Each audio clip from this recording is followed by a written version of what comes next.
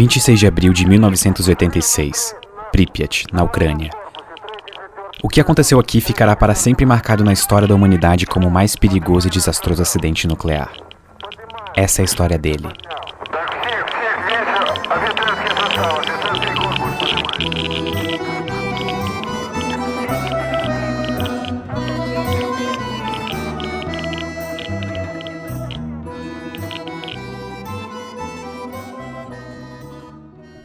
Em 1970, a usina nuclear Vladimir Ilyich Lenin, popularmente conhecida como Chernobyl, começou a ser construída. Naquela época, a União Soviética estava implementando seu programa nuclear, e a usina de Chernobyl era a nona usina a ser construída. As primeiras usinas nucleares foram feitas no final da Segunda Guerra Mundial, mas elas eram usinas de testes e pesquisas científicas. Elas não eram ligadas à rede elétrica, ou seja, elas não geravam energia para casas, apartamentos e indústrias de civis. Uma coisa importante é que logo após a Segunda Guerra Mundial, a palavra nuclear trazia com ela a imagem das bombas atômicas que foram usadas no final da guerra. E por consequência, a Guerra Fria entre os Estados Unidos e a União Soviética tornava o medo de um possível ataque nuclear uma ameaça constante. Mas uma coisa que ambos os lados sabiam é que a energia nuclear poderia ser usada para abastecer energeticamente a população. Na época, a União Soviética possuía uma vasta extensão territorial, só que com isso surgia um problema de demanda energética e de recursos econômicos. Algumas áreas eram mais afetadas que as outras, e como uma maneira de tentar levar esses recursos às áreas que precisavam, o programa nuclear soviético começou. Em 1951, a primeira usina nuclear conectada à rede elétrica do mundo começou a ser construída. Obninsk, a usina, era o orgulho da tecnologia nuclear soviética. Era a promessa de gerar energia de maneira eficiente e um símbolo de o quão avançada a ciência soviética era. Obninsk foi apenas a primeira de muitas usinas construídas ao longo de décadas, e junto dela, a primeira das Atomgrads, uma espécie de cidade nuclear construída junto das usinas cujo propósito era servir a usina nuclear. Essas cidades contavam com bombeiros, vendedores, civis, escolas, o que você imaginar. E se você acha que elas eram cidades restritas, saiba que não. Naquela época, a União Soviética não considerava usinas nucleares como algo perigoso. Inclusive existia um slogan de propaganda que era o átomo pacífico, uma maneira pensada de mudar a imagem que as pessoas tinham da energia nuclear. Pripyat foi a nona das Atomgrads e a primeira cidade nuclear da Ucrânia. Pripyat era a cidade vizinha da usina de Chernobyl, que na verdade era para ter sido construída a 25 km de Kiev, que hoje é a capital da Ucrânia. Mas por pressão popular e de diversos órgãos, a construção foi realocada para outra área, a pouco mais de 100 km de Kiev, nas margens do rio Pripyat. O local foi escolhido por ter grande disponibilidade de água, por ser às margens do rio Pripyat, e também por estar bem localizado. A cidade ficava perto de uma estrada de ferro e de uma rodovia, então o acesso à matéria-prima para manter a usina funcionando seria facilitado. Pripyat foi inaugurada oficialmente no dia 2 de fevereiro de 1970, a apenas 3 quilômetros da usina nuclear de Chernobyl. E mesmo sendo uma cidade nuclear cuja única finalidade era abrigar as pessoas que trabalhavam na usina e suas famílias, Pripyat era uma cidade bastante moderna e muito bem pensada, tanto em termos de infraestrutura quanto de paisagens. E isso faz bastante sentido porque Pripyat precisaria abrigar os 50 mil trabalhadores da usina, junto com as suas famílias, e também suprir as necessidades básicas da população. Só que ainda assim, convencer 50 mil trabalhadores a se moverem para um lugar remoto como Pripyat foi um grande desafio. É por isso que a maior parte dos trabalhadores veio direto da universidade. Por conta disso, a média de idade da população era de 26 anos, o que fazia de Pripyat uma das cidades mais jovens da União Soviética. Estima-se que todos os anos cerca de 1000 bebês nasciam na cidade, e quando eu falei que ela tinha uma estrutura surpreendente, é porque ela realmente tinha. Pripyat tinha jardins de infância, escolas de ensino fundamental e médio para quase 10 mil alunos, um hospital com capacidade para 410 pacientes, 35 parques, um cinema, estádios de esportes, academias e muitas outras coisas. De fato, Pripyat chegou a abrigar 49.360 pessoas quando o acidente aconteceu.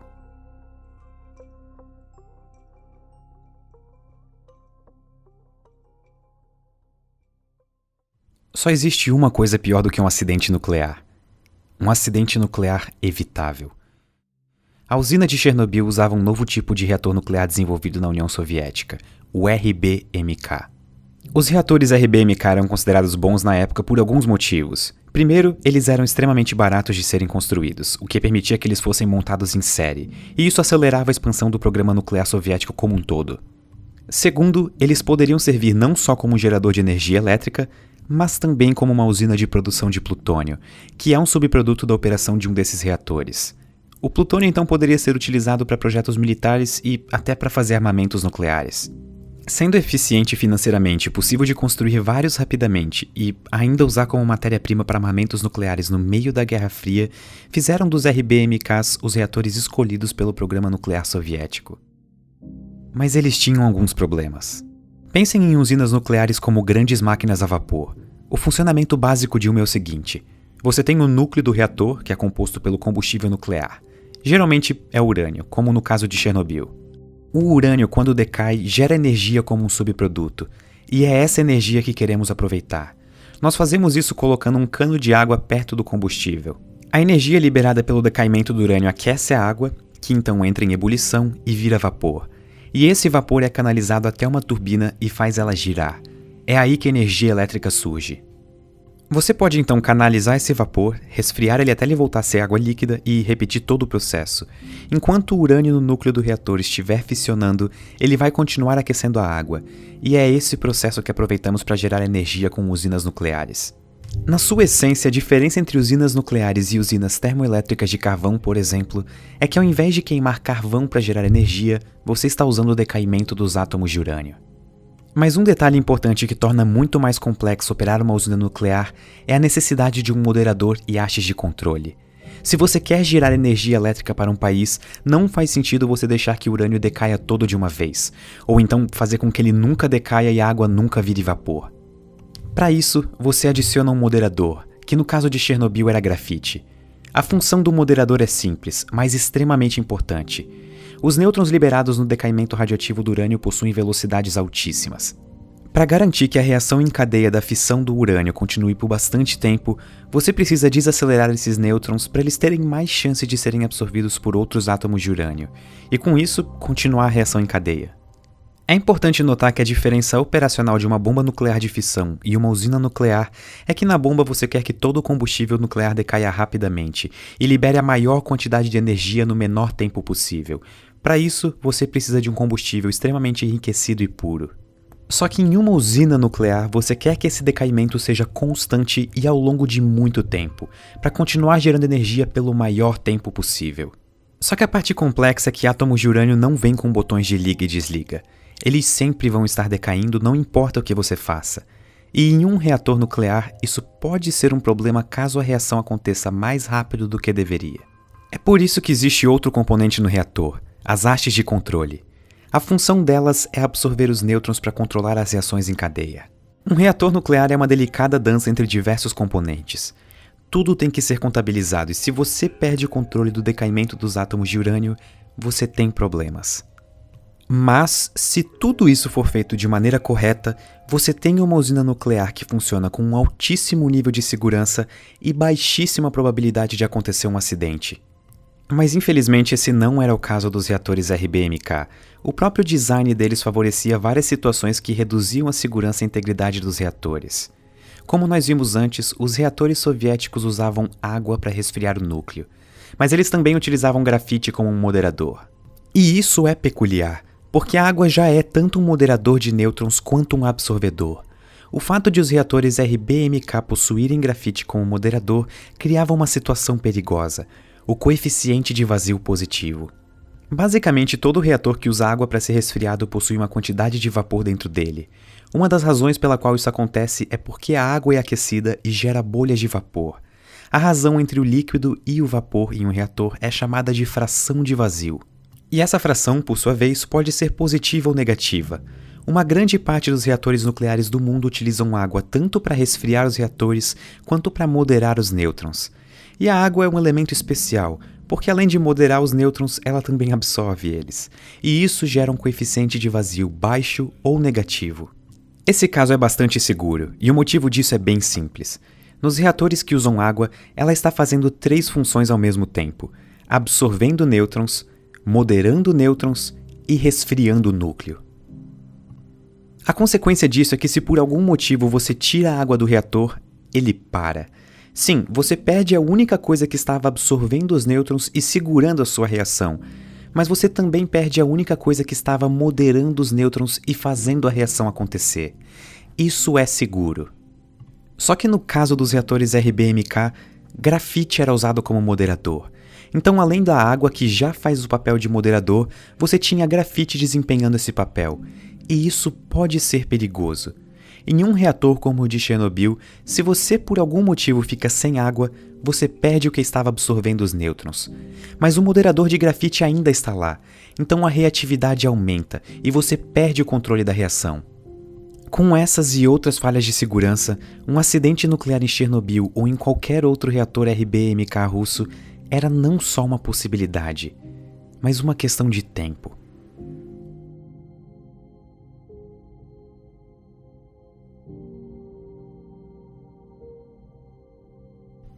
À 1h da madrugada, o reator número 4 da usina nuclear de Chernobyl estava operando normalmente. Um teste de segurança estava marcado para acontecer, coincidindo com o dia em que o reator número 4 seria desligado para manutenção. A intenção do teste era verificar como o reator operaria em uma situação de emergência. A situação era o seguinte: reatores RBMK precisam de água para serem resfriados. No caso do reator número 4, 28 mil litros por hora.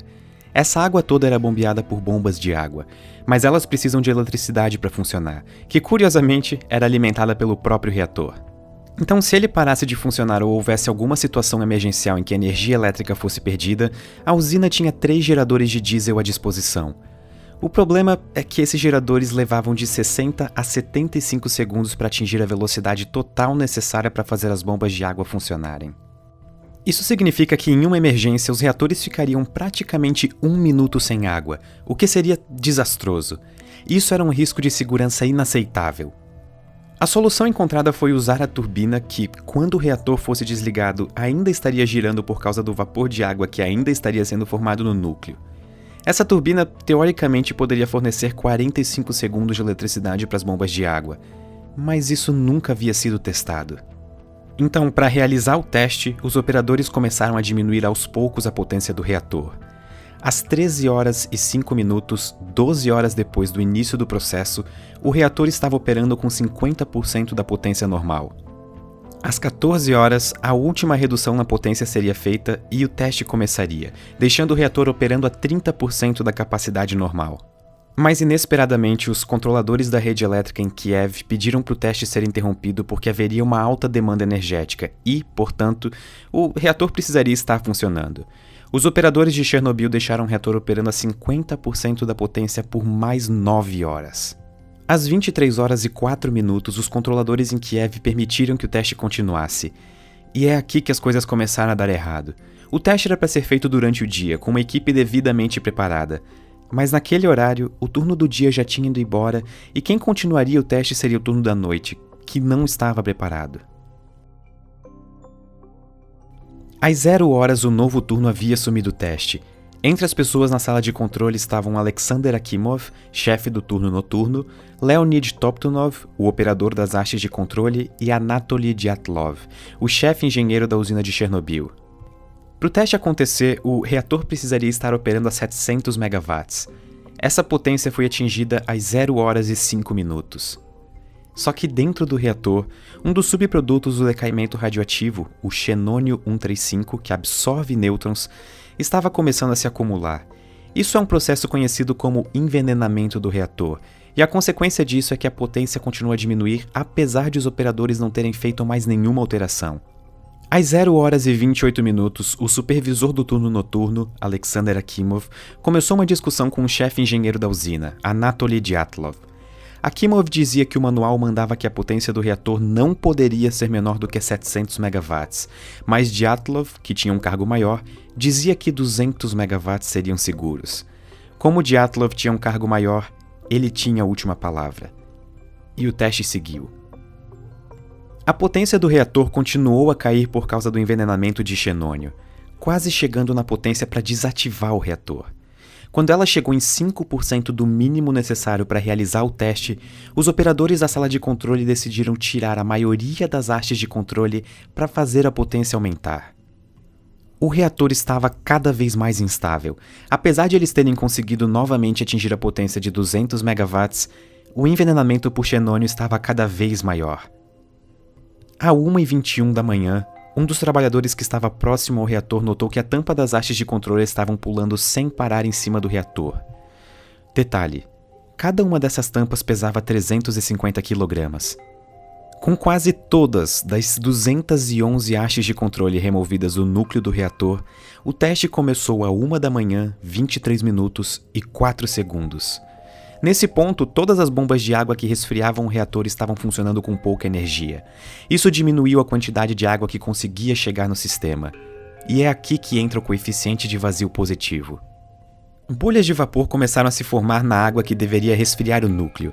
O vapor, diferente da água líquida, quase não consegue absorver nêutrons. A reação estava completamente descontrolada. Conforme mais e mais água ia se transformando em vapor, o único elemento que absorvia nêutrons havia sido tirado do sistema, já que quase todas as hastes de controle estavam fora do núcleo naquele momento. A única coisa que restava eram os moderadores de grafite, que faziam a reação ocorrer mais rapidamente. Com o reator esquentando rapidamente e a potência aumentando sem controle, Akimov apertou o botão de emergência AZ5 para desligar o reator a 1 hora 23 minutos e 40 segundos. As hastes de controle que deveriam ser colocadas totalmente para desativar o reator travaram logo no começo. O reator chegou a 120 vezes a potência normal de operação e cada vez mais vapor estava se acumulando na tubulação. A tampa de 1000 toneladas que ficava sobre o reator é arremessada para cima por causa da explosão. O núcleo agora estava exposto. Conforme o oxigênio entrava no núcleo, o grafite que servia de moderador começava a pegar fogo. As condições no reator eram tão extremas que o ar que entrava no reator reagia com a água e o metal dos tubos e gerava hidrogênio. A segunda explosão joga detritos no ar e quebra completamente o teto do reator número 4. Pedaços de grafite do núcleo, extremamente radioativo, podem ser vistos no teto e nos arredores do reator. A liberação de radiação agora já estava fora de controle. Partículas radioativas eram emitidas a todo instante e eram prontamente liberadas na atmosfera. 2 minutos depois da explosão, bombeiros da unidade de Pripyat são chamados.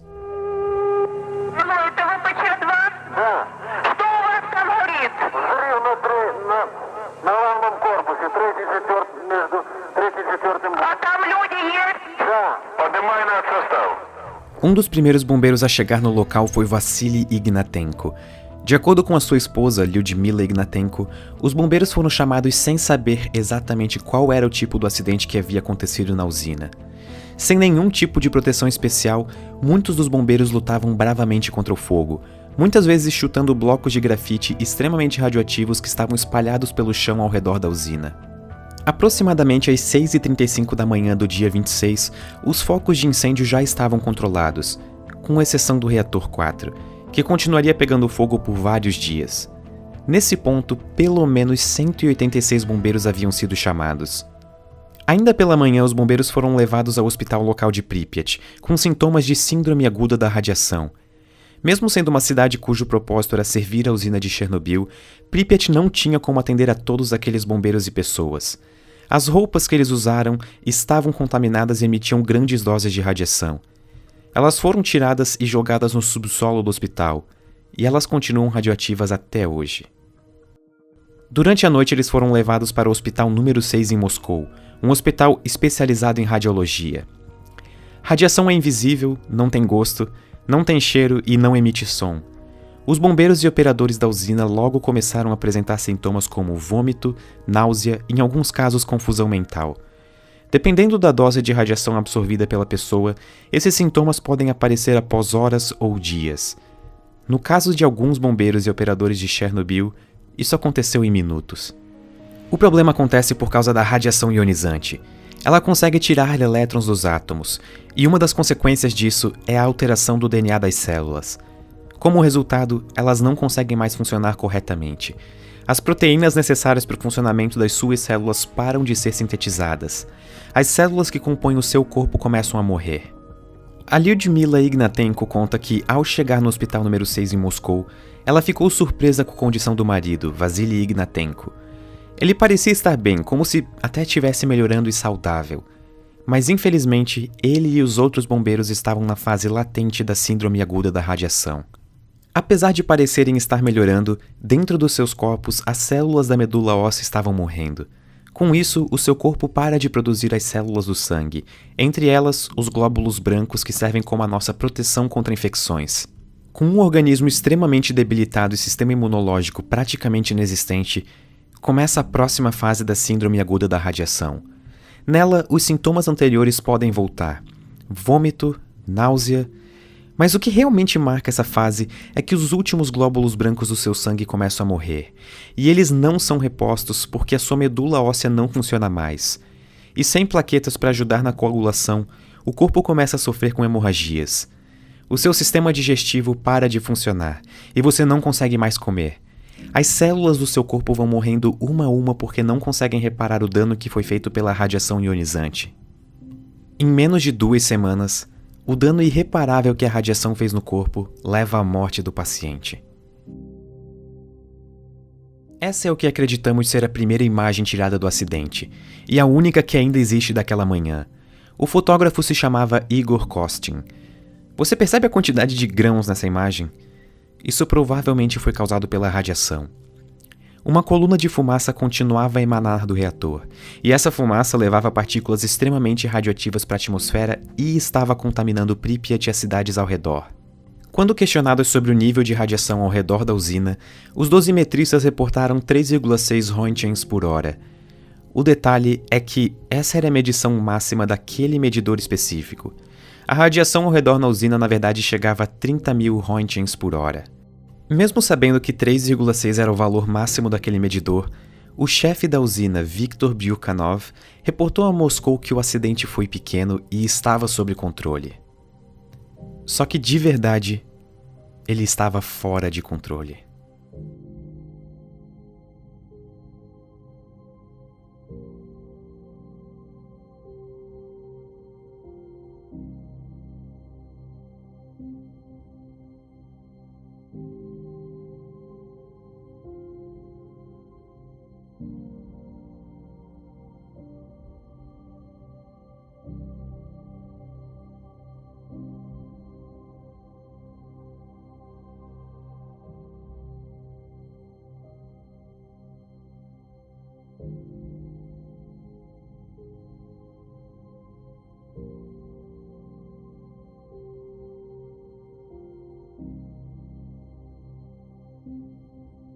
De acordo com as notas pessoais escritas por Nikolai Karpan, um dos homens que trabalhou na contenção do acidente, ainda na manhã do dia 26 as autoridades soviéticas já sabiam da dosagem de radiação na cidade e já poderiam ter evacuado a população.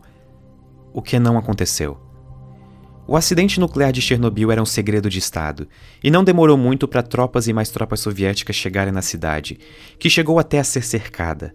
Ninguém saía e ninguém entrava sem autorização.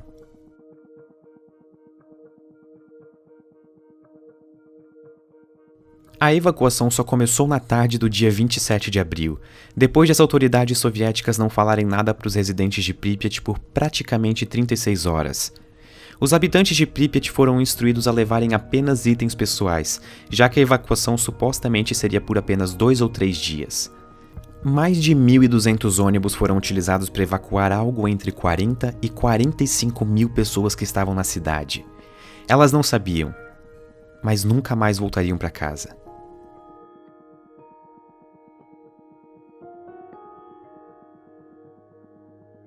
Enquanto isso, o reator exposto continuava a emitir partículas extremamente radioativas na atmosfera. Diferente de um incêndio, um derretimento nuclear não pode ser apagado com água. Átomos de urânio não param de fissionar. A única maneira de impedir a reação em cadeia é colocando alguma coisa para absorver os nêutrons liberados. Às 10 da manhã do dia 27, um domingo, os primeiros helicópteros começaram a jogar uma mistura de areia e boro no reator exposto. O desafio era conseguir acertar o reator. Os pilotos não podiam sobrevoar ele por causa dos níveis de radiação. Vários improvisaram uma proteção de chumbo nos próprios assentos dos seus helicópteros. E no decorrer de 5 dias, 5.000 toneladas foram jogadas no núcleo. Infelizmente, a maior parte desse material não acertou o alvo, e o núcleo continuou a aquecer. Conforme o núcleo aquecia, a alta temperatura transformava concreto, urânio, areia e qualquer outra coisa que entrasse no caminho em córium, uma espécie de lava que na verdade é a mistura extremamente quente do que sobrou do núcleo derretido. Embaixo da usina existia um reservatório de água, e existia uma preocupação de que se o córium chegasse até ele, uma nova explosão aconteceria e liberaria ainda mais radiação na atmosfera. 3 trabalhadores de Chernobyl se voluntariaram para entrar na usina, mergulhar na água contaminada e manualmente abrir as válvulas para tirar a água do reservatório. Não era esperado que eles voltassem. A missão foi um sucesso e eles conseguiram encontrar a válvula. Os riscos subsequentes de mais uma explosão foram eliminados por esses 3 indivíduos. E, surpreendentemente, ao contrário do que foi amplamente divulgado, todos os 3 sobreviveram, e 2 deles vivem até hoje.